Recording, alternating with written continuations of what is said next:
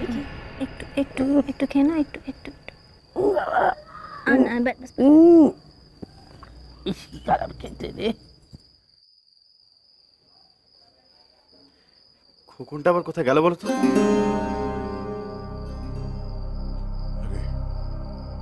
কাল মাকে নিয়ে একবার ডাক্তারখানায় যাস। হ্যাঁ, মাথাটা একেবারে খারাপ হয়ে গেছে। ভগবান, মেয়েটার কি হবে তার ঠিক নেই, আমার নিয়ে মরছে। হ্যালো হ্যালো, আমার কথাটা শোন। আমি বলি কি, একটা জায়গা আমি পেয়েছি, ওই হাবড়ায় নিবারণ কাকার বাড়িতে কিছুদিন থাকবি, চল। তারপর না হয় দেখি কি ব্যবস্থা করতে পারি। বললাম যে আমি কোথাও যাব না। ভগবান, এই মেয়েকে নিয়ে পারা যাবে না। এখানে থেকে করবি কি, তুই মরবি? তোদের বিপদে ফেলে রেখে পালিয়ে যাওয়াচ্ছে তাই ভালো। আবার জেদ করছিস তো? যা খুশি কর, যা খুশি কর। উফ উফ। আরে তুই ওই যে সেদিন বলছিলি না, ওই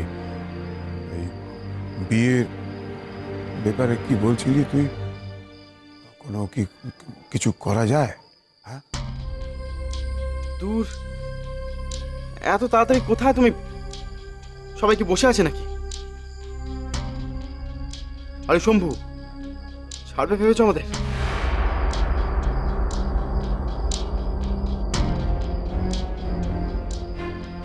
তো খোকন, কি হয়েছে? এরকম করে আছিস কেন? কি হয়েছে? শম্ভুদা,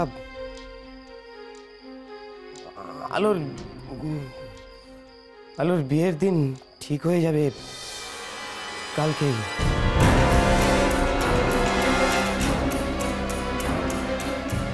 শম্ভুদা পুরোহিত নিয়ে কালকে তারিখ ঠিক করবে। আলো আর শম্ভুদার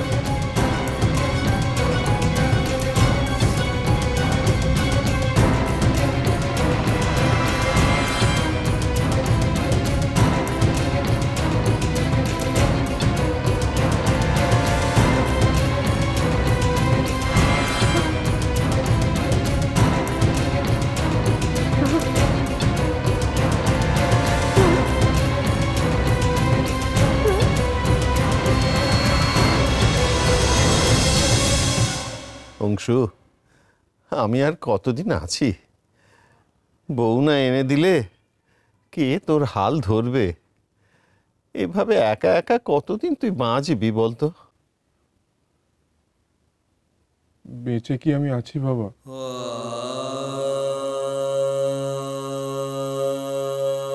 বাবা,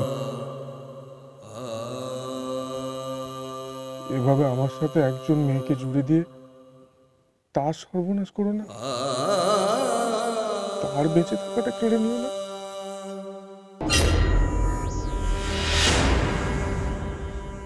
ও, তুমি এখানে?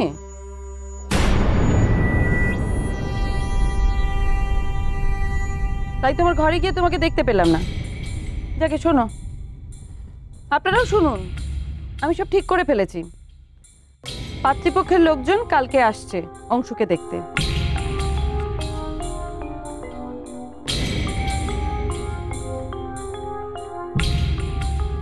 সন্ধেবেলা আসবে। অংশ, তুমি তৈরি থাকবে সেই মতো।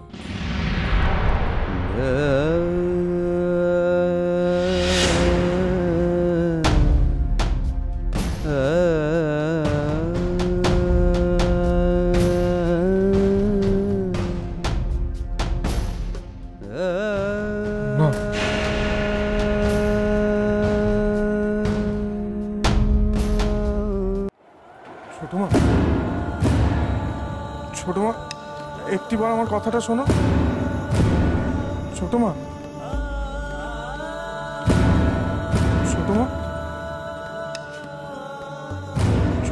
শেষবারের মতো আমার অনুরোধটুকু শোনো। অংশু, তুমি এখন যাও।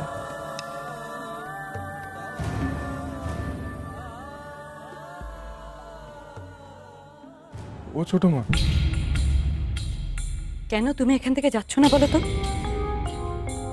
এ নিয়ে আমি আর কোনো কথা বলতে চাই না। আমার যা বলার আমি তো বলেই দিয়েছি। কালকে তোমাকে পাত্রীপক্ষের সামনে বসতেই হবে, ব্যাস।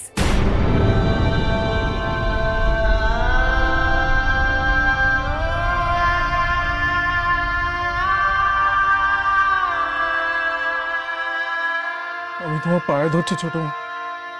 এভাবে আমাকে ছোট করছো কেন অংশু? না ছোট মা, আমি শুধু মিনতি করছি,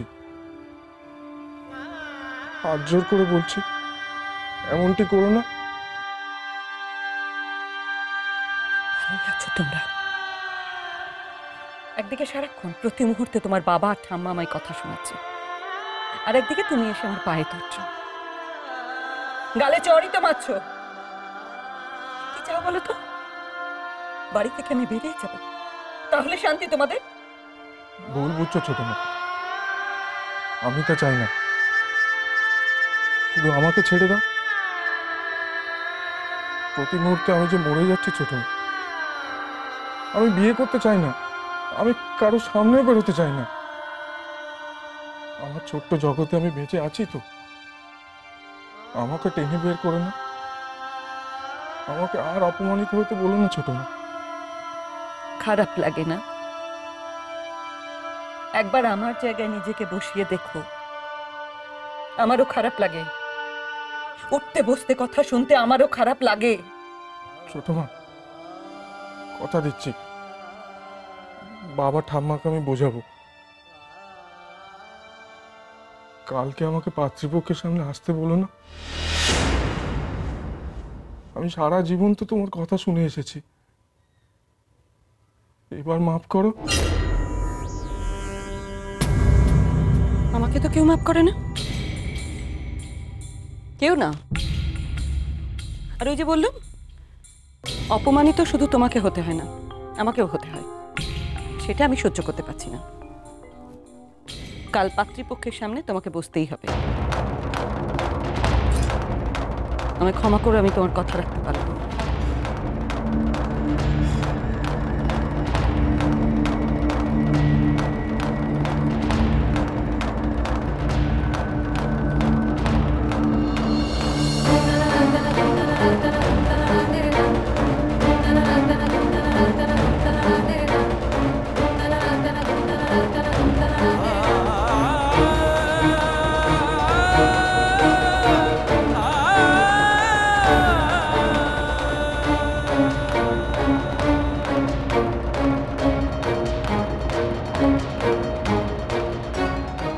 কি বলছিস তুই? তুই গুন্ডাটা বাড়ি যাবি? এটাই একমাত্র রাস্তা। ভুল বকছিস তুই, তুই খেপে গেছিস। সব রাস্তা বন্ধ হয়ে গেল মা। অনেক করে পালাতে চেয়েও পারলাম না। সবাই মিলে